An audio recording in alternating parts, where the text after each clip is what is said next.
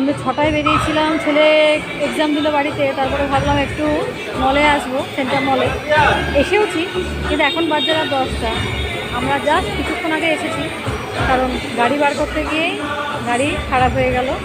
কিছু রাস্তাতে গিয়েই গাড়ি খারাপ, তাহলে সেই গাড়ি সারাতেই মোটামুটি 2 ঘন্টার উপরে। 8:30 নাগাদ 9:15 নাগাদ এখানে এসেছি। দেখো শপিং মল এবার ফাঁকা হয়ে যাচ্ছে, কেউ কোথাও নেই, মানে এই একটা লোক আছে, বেরিয়ে যেতে হবে।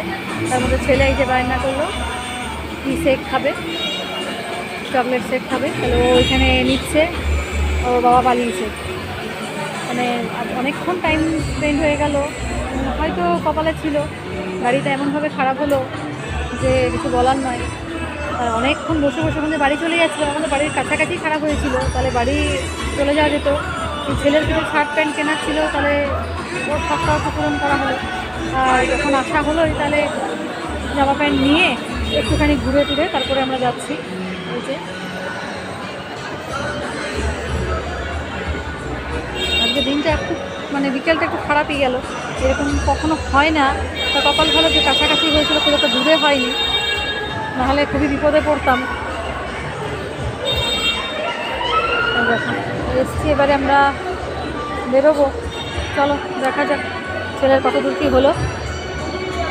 এই জায়গাটা আসতে ভীষণ ভালো লাগে, বলতে এখানে অনেকগুলো মল আছে, তবে এই মলটাতে আসতে বেশি ভালো লাগে, মানে একটু ফাঁকা ফাঁকাও থাকে, আর জায়গাটা ভীষণ ভালো, আমার ভীষণ ভালো লাগে। ও বাবা মনে হয় বাইরে বেরিয়ে চলে গেছে, সে পালিয়েছে মনে হচ্ছে বাইরেই।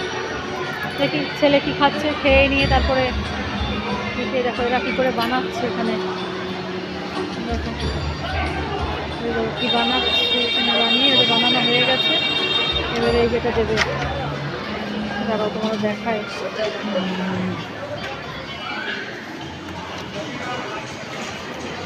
তুমি পয়সাটা দিয়ে দে, এই যে দেখা ম্যাঙ্গো শেকটা একটু। এটা কি শেক, এটা চকলেট শেক না?